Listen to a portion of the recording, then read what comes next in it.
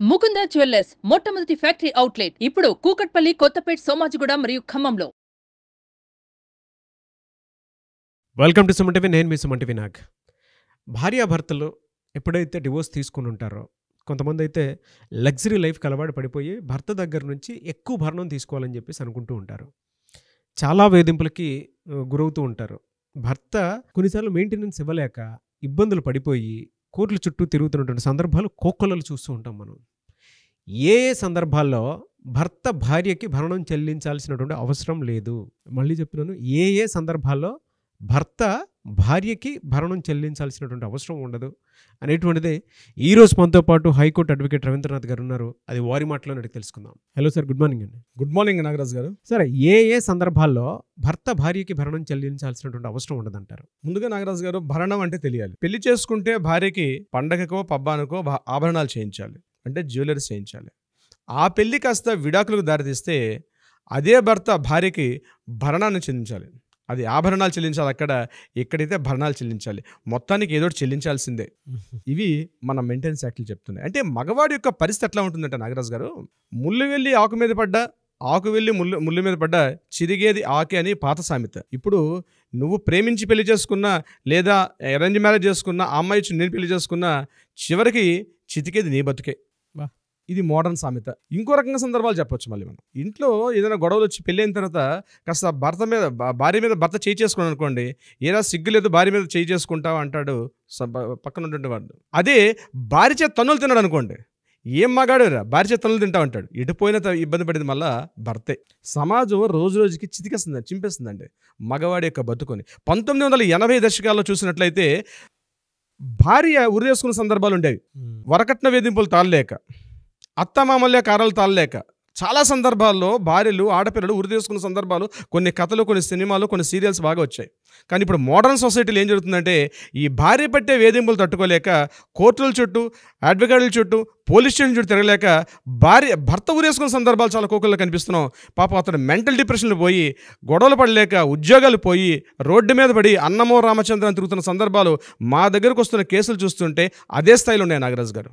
అయితే నేను చెప్పేది ఏమిటంటే, మెయింటెనెన్స్ యాక్ట్ ఏదైతే వచ్చిందో మనకి కోర్టు ప్రకారంగా, లీగల్ ప్రకారంగా మనం మాట్లాడుకోగలిగితే, మెయింటెనెన్స్ యాక్ట్ ఏదైతే సెక్షన్స్ 125 చెప్తుందో, దీనికి సంబంధించి ఇటీవల కాలంలో కేవలం డిపాజిట్ చేయని ఏటీఎం మిషన్ లాగా భర్తలు దొరుకుతున్నారు భార్యలకి.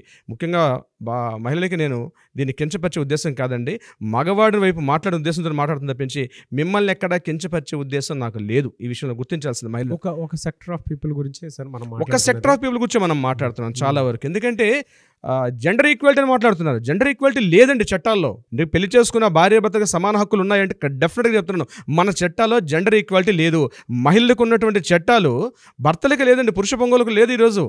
దానివల్ల ఈరోజు ప్రతిరోజు రోజుకి కనీసం స్మాల్ సైజు ఒక చిన్న కోర్టుకి హీనపక్షం మీకు 15 నుంచి 20 కేసులు వస్తున్నాయి. ప్రతి పోలీస్ స్టేషన్కి, చిన్న పోలీస్ స్టేషన్ వేసుకున్న ఒక 10 నుంచి 15 కేసులు కేవలం ఇటువంటి డివోర్సులు, భర్త నాకు ఇంత చేస్తున్నాడు కాబట్టి నాకు డివోర్సులు కావాలని చెప్పే కేసులు విపరీతంగా పెరిగిపోయాయి. అంటే కొండనాలుక మందేస్తే ఉన్న నాలుగు ఊడిపోయిన చందంగా ఉంది ఈరోజు మన యొక్క పరిస్థితి. మహిళలకు ఇబ్బందులు కలిగాయి, డెఫినెట్గా ఒప్పుకోవాలి. చాలా సందర్భాల్లో పురుషులు చేసే పురుషాధిక సమాజంలో మహిళలు కొన్ని అనాథగా, కొన్ని వేల సంవత్సరాల నుంచి, కొన్ని వందల ఏళ్ళ నుంచి కూడా ఇబ్బందులు పడుతూ వస్తున్నారు. కానీ ఇటీవల కాలంలో దానికి మందేద్దాం చూసుకుంటే మొదటగా మోసం వచ్చే పరిస్థితి వచ్చింది. బహుశా నేను అనుకుంటాను ఏంటంటే, చట్టాల్లో కూడా మార్పులు వస్తాయి. అయితే కొన్ని చట్టాలు, కొన్ని యాక్ట్స్ మాత్రం పురుషులకు కూడా సమాన ఈక్వాలిటీ ఇస్తూ, కొన్ని చట్టాలు మాత్రం లిమిటేషన్స్ ఉన్నాయి. చాలా ఎక్కువ చట్టాలు అయితే లేవు. నేను అవి మీతో పంచుకునే ప్రయత్నం చేస్తాను. అంటే ముఖ్యంగా పెళ్ళైన తర్వాత, డివోర్స్ తీసుకున్న తర్వాత ముఖ్యంగా మెయింటెనెన్స్ అంది ఒక పెద్ద భూతం అయిపోయిందండి. ముఖ్యంగా పురుషులకు సంబంధించి, అంటే మేల్ సంబంధించి చాలా ఇబ్బంది పరిస్థితులు వస్తుంది. ఎందుకంటే ఒకవైపు తన ఒక ఏజ్కి వచ్చిన తర్వాత జాబ్ సంపాదించుకోవడం పెద్ద పని. జాబ్ సంపాదించిన తర్వాత ఓకే లైఫ్లో సెటిల్ అయ్యాను, జాబ్ వచ్చింది అనుకునే సమయానికి మ్యారేజ్ వస్తుంది. మ్యారేజ్ చేసుకుందాం అనుకుంటే ఏదో ఒక అనివార్య కారణాల వల్ల ఆ మ్యారేజ్ కాస్త డివోర్స్గా దారితీస్తే మళ్ళీ ఆ డివోర్స్ వాళ్ళకి ఉన్న మెయింటెనెన్స్ అనే ఒక పెద్ద భూతం మీద వచ్చి పడింది ఈరోజు మన పరిస్థితి. సో ఆ మెయింటెనెన్స్ ఎంత ఇవ్వాలి, దాని గురించి సుప్రీంకోర్టు ఎక్కడ మనకి లెక్కలు చెప్పే పరిస్థితులు లేదు. ఇటీవల రకరకాల మెయింటెనెన్స్లు, అంటే ఇటీవల మనకు కొన్ని కేసులు చూస్తాం. మాకు వచ్చిన శాలరీ 10 లక్షలు అయితే అందులో సుమారు 8 లక్షల రూపాయలు ఇవ్వాలని చెప్పి, 6,16,000 రూపాయల, 300 రూపాయలు ఎక్స్ట్రా ఇవ్వాలని చెప్పి కోర్టుల్లో కూడా కేసులు ఎన్నో సందర్భాలు మనం రీసెంట్గా కూడా చూస్తున్నాం. అంటే ఓన్లీ న్యూస్కి వచ్చింది కాబట్టి ఆ న్యూస్, కానీ చాలా కేసుల్లో ఆయనకు వచ్చే జీతం 1,00,000 రూపాయలు అయితే 80,000 రూపాయలు, 90,000 50,000 రూపాయలు అని ఎట్లా బతకాలండి మగాడు? అయితే ఎంత ఇవ్వాలనే విషయం మీద నిర్దిష్ట ఒక యాక్ట్ లేకపోవడం వల్ల ఇవి జరుగుతూ ఉన్నాయి. అయితే బహుశా నేను అనుకోవడం తొందరలోనే బహుశా ఆ యాక్ట్స్ కూడా వచ్చే అవకాశం ఉంటుంది. అయితే మన యాక్ట్లో ఉన్నటువంటి చిన్న స్మాల్ జోనర్ నేను తీసుకొని ఈరోజు మీతోటి ఎటువంటి సందర్భాల్లో ఎటువంటి క్రైటీరియాస్లో మనం భార్యకి కూడా మనం భరణం ఇవ్వాల్సిన సందర్భం, అంటే భరణం అంటే మెయింటెనెన్స్ ఇవ్వాల్సిన అవసరం లేదని చెప్పి కొన్ని సిమిలర్ కొన్ని లైన్లో ఉంటాయి. ఆ లైన్స్ మీతో చెప్పే ప్రయత్నం చేస్తాను నాగరాజు గారు. Sure sir. అంటే మీ హిందూ వివాహ చట్టం 125లో సెక్షన్ 24 and 25 ఏం చెప్తుందంటే, భర్తకు తెలియకుండా భార్య అడల్టరీలో వివాహేతర సంబంధాలు కలిగి ఉండేటప్పుడు ఆ వివాహేతర సంబంధాలతో భర్తను పూర్తిగా నెగ్లెక్ట్ చేసేసి ఇతన్ని పూర్తిగా వదిలేసుకొని, అంటే ఇతనితో పూర్తిగా వైవాహిక జీవితంలో లేకుండా భార్య వేరే వ్యక్తితో పూర్తిగా ఉండేటప్పుడు అడల్టరీకి దారితీసే సందర్భాల్లో డెఫినెట్గా అటువంటి సందర్భాల్లో భర్త భార్యకు భరణం ఇవ్వాల్సిన అవసరం లేదు. ఇది కోర్టు క్లియర్గా చెప్తుంది కొన్ని సందర్భాల్లో. నేను లాస్ట్లో మీకు సైటేషన్స్ కూడా చెప్తాను దీనికి సంబంధించి. ముఖ్యంగా అటువంటి అయితే ప్రూఫ్స్ మాత్రం పర్ఫెక్ట్గా చూపించాల్సిన అవసరం ఆ భర్తకు ఉండదు. కోర్టుకి ఎవిడెన్స్లే కావాలి కాబట్టి దీని మీద క్లియర్గా ఉండాల్సి వస్తుంది. అటువంటి సందర్భాల్లో భర్త భార్యకు భరణం ఇవ్వాల్సిన అవసరం లేదు, మెయింటెనెన్స్ ఇవ్వాల్సిన అవసరం లేదు. నెంబర్ 2, భార్యకి తగినంత ఆదాయం ఉండాలి.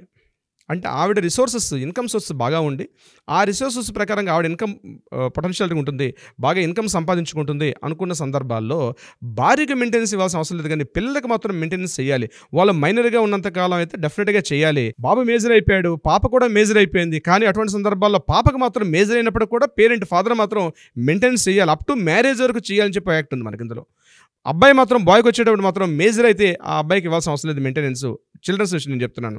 అమ్మాయి అయిన పక్షంలో డెఫినెట్గా అమ్మాయి మ్యారేజ్ అయ్యేంత వరకు కూడా మెయింటెనెన్స్ చేయాల్సిన పరిస్థితి ఫాదర్కి ఉంటుంది. కానీ భార్యకి మాత్రం మెయింటెనెన్స్ ఇవ్వాల్సిన అవసరం లేదు. ఎటువంటి సందర్భాలంటే ఆమెకు సరైన ఆదాయ మార్గాలు ఉండేటప్పుడు ఆవిడ జాబ్ చేసుకోవడం కానీ, లేదా ఒక మంచి అసెట్స్ ప్రాపర్టీస్ బాగా వాటి మీద ఇన్కమ్ వచ్చే సోర్సెస్ ఉండేటప్పుడు కానీ, షేర్ మార్కెట్స్ ఇన్వెస్ట్ చేసేటప్పుడు కానీ, లేకపోతే ఫిక్స్డ్ డిపాజిట్స్, మ్యూచువల్ ఫండ్స్ ఇట్లాంటి సందర్భాల్లో ఆవిడ ఉన్నట్టుగా కానీ ఇతను ప్రూవ్ చేయగలిగితే డెఫినెట్గా ఆమెకి ఇవ్వాల్సిన అవసరం లేదు maintenance. 3వది mutual consent.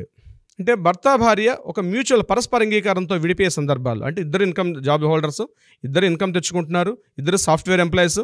For example నేను చెప్తాను, ఇద్దరు సాఫ్ట్వేర్ ఎంప్లాయీస్, ఈయనకి ఎంత ఆదాయం వస్తుందో ఆమెకు కూడా అంత ఆదాయం వస్తుంది, ఇద్దరు జాబ్స్ చేసుకుంటున్నారు. అటువంటి సందర్భాల్లో మ్యూచువల్గా మేము కలిసి ఉండలేము కాబట్టి మాకు డివోర్స్ ఇవ్వమని చెప్పి కానీ కోర్టుకు వచ్చినప్పుడు కోర్టు వాళ్ళ మ్యూచువల్ కన్సెంట్ని అంగీకారం చేసినప్పుడు అటువంటి సందర్భాల్లో కూడా భార్యకి ఇవ్వాల్సిన అవసరం లేదు. డెఫినెట్గా పిల్లలకు మాత్రం అప్లికబుల్ అవుతుంది మెయింటెనెన్స్. అది మాత్రం తప్పించుకునే అవకాశం అయితే లేదు. 4th పాయింట్, భర్తకు సరైన ఆదాయం లేకపోయినప్పుడు, భర్తకు సరైన ఇన్కమ్ లేకపోయింది, భార్య మాత్రం సరైన ఇన్కమ్ సంపాదించుకుంటుంది. అంటే భర్తకి జాబ్ పోయింది, భార్య మాత్రం ఇన్కమ్ తెచ్చుకుంటుంది, మంచి స్టేటస్లో ఇవి గవర్నమెంట్ జాబ్ కావచ్చు, ప్రైవేట్ జాబ్ కావచ్చు, సాఫ్ట్వేర్ జాబ్ కావచ్చు, కనీసం అట్లీస్ట్ ఏదో ఒక జాబ్ కావచ్చు, ఒక బిజినెస్ కావచ్చు. జాబ్ ఒకటే కాదండి, బిజినెస్ యొక్క చేసుకునేటప్పుడు అట్లీస్ట్ ఒక చిన్న కిరాణా షాప్ మెయింటైన్ చేసుకుంటుంది, అట్లీస్ట్ ఒక వెండర్ షాప్ మెయింటైన్ చేసుకుంటుంది. ఎటువంటి ఆదాయం ఆమెకుంది. కానీ భర్తకు మాత్రం ఎటువంటి ఆదాయం లేకుండా జాబ్ సెర్చింగ్లో రోమింగ్లో తిరుగుతూ ఉన్నాడైనా కానీ ఎక్కడ జాబ్స్ దొరకట్లేదు. అటువంటి సందర్భాల్లో కూడా భరణం ఇవ్వాల్సిన అవసరం లేదు. ఇట్లాంటి కొన్ని క్రైటీరియా పాయింట్స్ ఉన్నాయండి. మరొక పాయింట్ చెప్పే ప్రయత్నం చేస్తాను. భర్తపై నిరాధార ఆరోపణలు చేసేటప్పుడు, అంటే ఫాల్స్ అలిగేషన్స్ చేసేటప్పుడు, అంటే నా భర్త అక్కడ తిరుగుతున్నాడు, ఇక్కడ తిరుగుతున్నాడు అని సరిగ్గా పట్టించుకోవట్లేదు, ఈమెకి ఇన్కమ్ లేదు కానీ ఫాల్స్ అలిగేషన్స్ చేస్తుంది ఆమె కంటిన్యూస్లీ ఫాల్స్. అయితే కోర్టులో ప్రూవ్ చేయాలి ఇవన్నీ కూడా.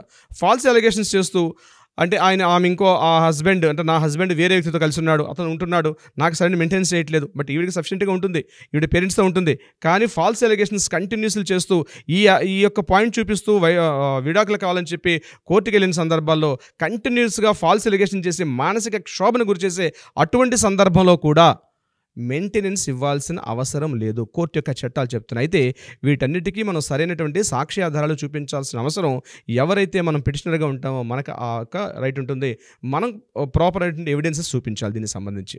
Section CRPC 125 Hindu marriage act section 24-25 మనం చెప్పుకున్నాం. అయితే భార్య అడల్టరీలో ఉండేటప్పుడు సెక్షన్ 125 అప్లికబుల్ అవుతుంది. ఆ సందర్భాల్లో ముందుగా నేను చెప్పినట్టుగా అది అయ్యే అవకాశం లేదు. అలాగే భార్య స్వతంత్రంగా ఆదాయం సంపాదించుకొని తగినంత ఇన్కమ్ సోర్స్ ఉండేటప్పుడు కూడా సెక్షన్ 24-25 ప్రకారం కూడా ఆమెకి ఇచ్చే అవకాశం లేదు. అలాగే సెక్షన్ 125/4 ప్రకారం భార్య స్వచ్ఛందంగా భర్తను విడిచిపెట్టిపోయింది. అంటే ఏంటి, ఆమె నాకు ఇష్టం లేదని చెప్పి వాలంటరీగా వెళ్ళిపోయింది ఆమె. అప్పుడు సెక్షన్ 125/4 ప్రకారం కూడా అటువంటి సందర్భాల్లో కూడా భరణం చెల్లించే అవకాశం లేదు.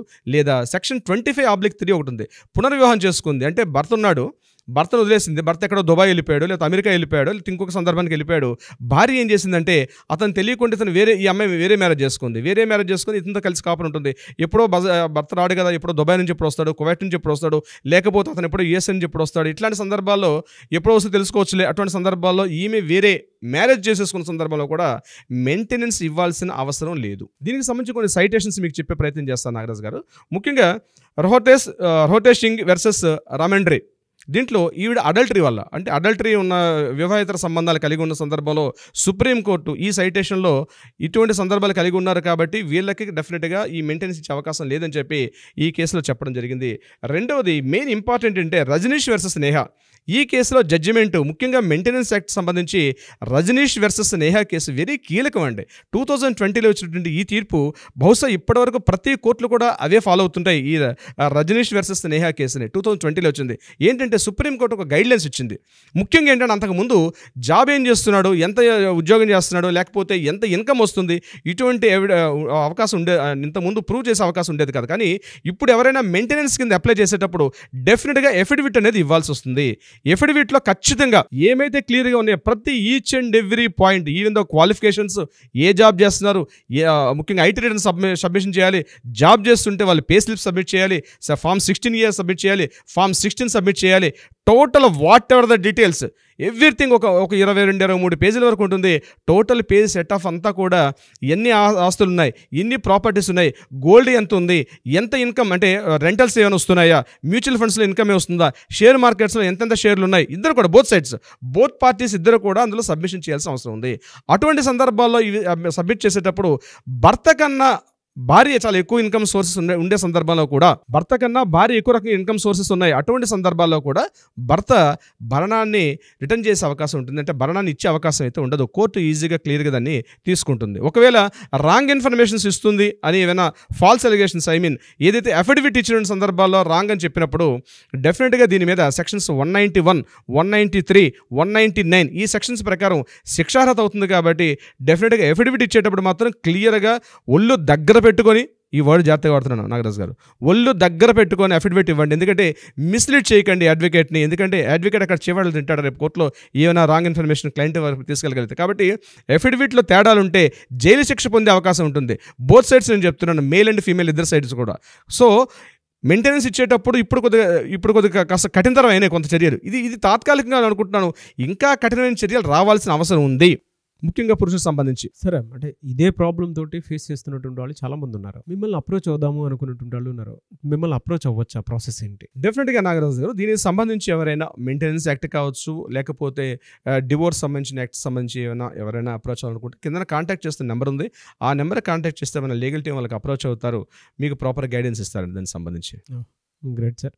Anyways thank you so much Ravindranath garu. Thank you so much Nagaraj garu. So చూసారు కదన్న వీడియో. ఈ వీడియోపై మీ అభిప్రాయం కమెంట్ బాక్స్లో పోస్ట్ చేయండి. ముఖ్యంగా మీరు కనుక రవీంద్రనాథ్ గారిని లీగల్ పాయింట్ నుంచి చూసినప్పుడు, అంటే మీ మీద ఎవరైనా తప్పుడు కేసు పెట్టినా, లేదు అనుకుంటే మిమ్మల్ని ఇందులో అయినా ఇరిగించినా, లేదు వైఫ్ అండ్ హస్బెండ్ రిలేషన్షిప్లో మ్యూచువల్ అండర్స్టాండింగ్ తోటి బయటికి సపరేట్ అవుదాం అనుకుంటున్నానని చెప్పేసి అనుకున్నటువంటి ఆలోచన ఉన్నా, లేదు మీ ల్యాండ్కి సంబంధించినటువంటి ప్రాబ్లం ఉన్నా, లేదు కొంతమంది అయితే ఇలా ఆఫీస్లో ఇబ్బంది పడిపోతూ ఉన్నాం అనుకున్నటువంటి వాళ్ళు ఉంటారు. ఆ ప్రాబ్లమ్స్కి సంబంధించినటువంటి ఉన్నా సరే, మీరు రవీంద్రనాథ్ గారిని వీడియో మొత్తం చూసిన తర్వాత అప్రోచ్ అవ్వాలి అనుకుంటే స్క్రీన్ మీద మీకు కాంటాక్ట్ నెంబర్ కనిపిస్తుంది. దాన్ని మీరు కాల్ ఆర్ మెసేజ్ వాట్సాప్ చేసి అపాయింట్మెంట్ తీసుకోవచ్చు. అండ్ ఈ వీడియో లైక్ చేసి షేర్ మాత్రం తప్పకుండా చేయండి. ఇలాంటి మరిన్ని వీడియోస్ కోసం మా ఛానల్ ఫాలో అవ్వండి. Thank you.